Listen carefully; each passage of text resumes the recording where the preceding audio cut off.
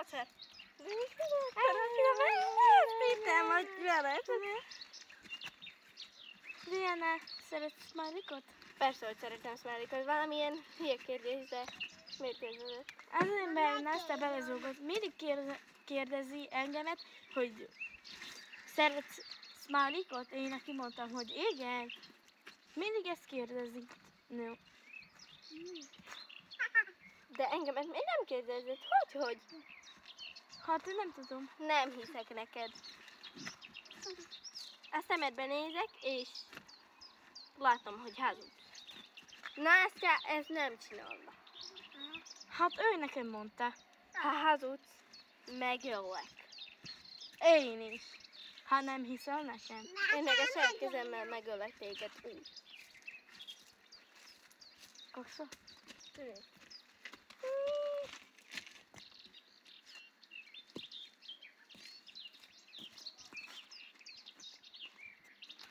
Knopá, beszéljünk.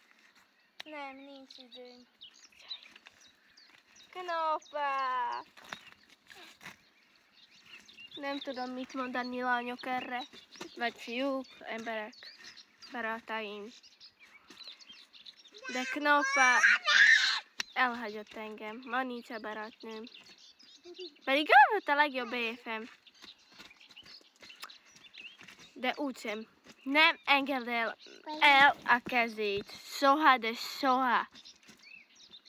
Valahogy kiterezem, hogy megössz a barátnőm. Knopá, beszéljünk, Nem, nincs időm. Úgysem fogom feladni. Barátaim, iratkozzatok fel a csatornájára, kattintsatok a csengőre,